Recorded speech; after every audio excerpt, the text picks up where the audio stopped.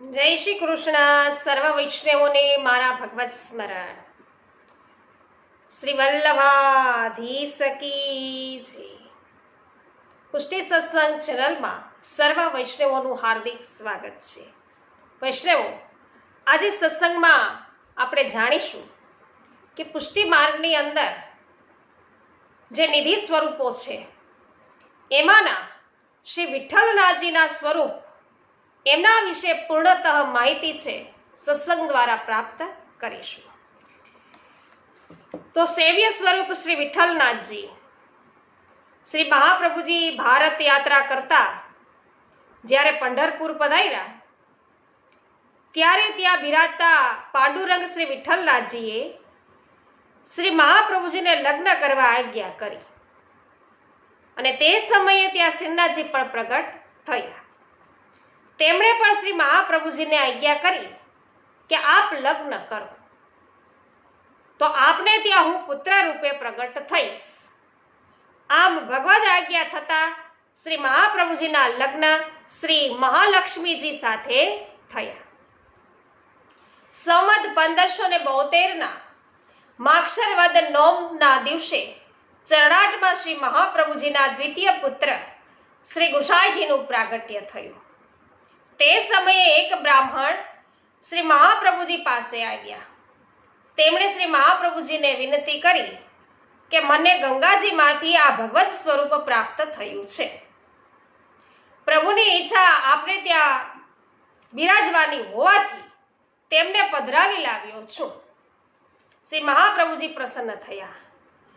પાંડુરંગ શ્રી વિઠ્ઠલનાથજીની આજ્ઞાથી પુત્ર પ્રાગટ્ય થયું અને શ્રી વિઠ્ઠલનાથજીનું ભગવત સ્વરૂપ પણ તે જ દિવસે પ્રાપ્ત થયું.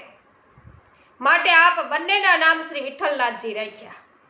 પુત્રનું નામ પણ એ જ અને ભગવત સ્વરૂપ છે શ્રી ઠાકોરજીનું સ્વરૂપ છે એમનું નામ પણ છે આ જ રાખ્યું, શ્રી વિઠ્ઠલનાથજી. તો આ સ્વરૂપ હંમેશા શ્રી મહાપ્રભુજીના ઘરમાં જ બિરાજ્યું અને તેમની સેવા થઈ. શ્રી ગુસાઈજીએ પોતાના બીજા પુત્ર શ્રી ગોવિંદરાયજીના ભાગમાં આ સ્વરૂપ પધરાવી આપ્યું. શ્રી ગુસાઈજીના 7 બાળકો છે, એમાંના બીજા બાળક છે એમના માથે આ સ્વરૂપ છે પધરાયું. તો ત્યાં આ સ્વરૂપને પધરાવી તેમની સેવા કરી.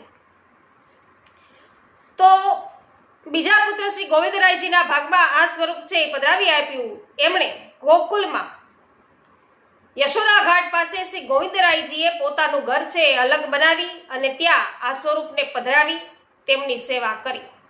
હાલ તે સ્થાન શ્રી વિઠ્ઠલનાથજીના મંદિર તરીકે પ્રસિદ્ધ છે. શ્રી ગોવિંદરાયજીના પૌત્ર શ્રી હરિરાયજીના સ્વરૂપને પધરાવી શ્રીનાથજીથી પહેલા રાજસ્થાનમાં પધાર્યા. ત્યાં ઉદયપુરથી થોડેક દૂર હલ્દી ઘાટી પાસે આવેલ ખિમનોરમાં નિવાસ સ્થાન બનાવી અને બિરાજ્યા.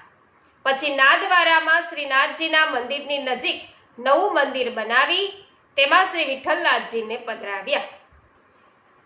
ત્યારથી શ્રી વિઠ્ઠલનાથજી શ્રી નાદવારામાં બિરાજે છે.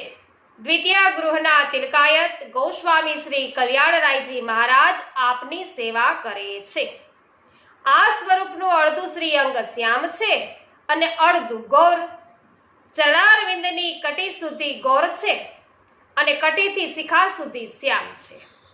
2 ભુજા કટી પર ધારણ કરી છે. ડાબા હસ્તમાં છિદ્રોવાળો શંખ છે. મસ્તકે કિરીટ ધારણ કર્યો છે. તેમની સાથે શ્રી યમુનાજીનું સ્વરૂપ બિરાજે છે. તે તેમના સ્વામિનીજી છે. તો તેમના બંને હસ્તમાં કમળ ધર્યા છે. એક ચરણારવિંદમાં આભૂષણ ધર્યા છે, બીજામાં ધર્યા નથી. તો દસમ સ્કંદના ફળ પ્રકરણના દ્વિતીય અધ્યાયની લીલાનું આ સ્વરૂપ છે. રાસલીલામાં વેણુનાદ થતા ગોપીજનો દોડતા આવ્યા ત્યારે પ્રભુએ 2 હસ્ત કટી પર ધારણ કરી અને જે સંવાદ કર્યો તે લીલાનું આ સ્વરૂપ છે. તેથી કિશોર ભાવની પ્રેમ વિવશ લીલાનું સ્વરૂપ છે. શ્રી સ્વામિનીજી પ્રત્યેની આસક્તિના ભાવથી અડધું સ્વરૂપ ગૌર છે. શ્રી યમુનાજીના ભગવદ ભાવથી થયેલી આસક્તિના કારણે આપનું અડધું સ્વરૂપ છે એ શ્યામ છે. શ્રી યમુનાજીએ એક જ ચરણારવિંદમાં આભૂષણ ધર્યા છે, કારણ કે આપનું સ્વરૂપ શૃંગાર રસના સંયોગ અને વિપ્રયોગ બંને ભાવનું સ્વરૂપ છે. રાસલીલામાં પધારવાની જે ઉતાવળ હતી, રાસલીલામાં પધારવાની ઉતાવળમાં આભૂષણ છે એ પૂરા ધર્યા નથી. તો વિઠ્ઠલનો અર્થ અજ્ઞાન દૂર કરી અને જ્ઞાન આપનાર એવો થાય છે. તેઓ ભક્તોના માયારૂપી અજ્ઞાનને દૂર કરતા હોવાથી તેમનું નામ શ્રી વિઠ્ઠલનાથજી છે. શ્રી દ્વારકેશજી મહારાજ એ પદની અંદર સુંદર રીતે સમજાવે છે આ સ્વરૂપ વિશે કે દેખ્યો અદ્ભુત રૂપ સખીરી સુરસુતા કે સાથ. સુરસુતા એટલે યમુનાજીની સાથે. વિવશ ભયે દેખ કરી સુંદર કટી પર રહી ગયે દોઉ હાથ. તાતે ગૌર ચિત્ર શ્યામલ તન ઉપમા કહત ન આવે ગાથ. દ્વારકેશ પ્રભુ यह વિધિ દેખ મેં તો કર લિયો જન્મ સનાથ. વાહ ભાઈ વાહ.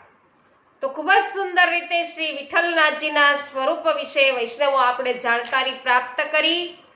શ્રી વિઠ્ઠલનાથજીના ચરણોની અંદર વૈષ્ણવો સાષ્ટાંગ દંડવત કરીએ છીએ, વંદન કરીએ છીએ, અને સાથે સાથે શ્રી મહાપ્રભુજી છે એમના ચરણોની અંદર પણ કોટી કોટી વંદન. સર્વ વૈષ્ણવોને મારા જય શ્રી કૃષ્ણ. શ્રી વલ્લભાધીશ કી જય. વૈષ્ણવો, આપ સત્સંગ માણી રહ્યા છો પુષ્ટિ સત્સંગ ચેનલ દ્વારા, તો અવશ્ય પુષ્ટિ સત્સંગ ચેનલને સબસ્ક્રાઇબ કરવાનું ભૂલશો નહીં. સત્સંગમાં આનંદ આવ્યો હોય તો અવશ્ય લાઈક, કમેન્ટ અને શેર કરવાનું ભૂલશો નહીં, જેથી દરેક વૈષ્ણવોને સત્સંગનો લાભ પ્રાપ્ત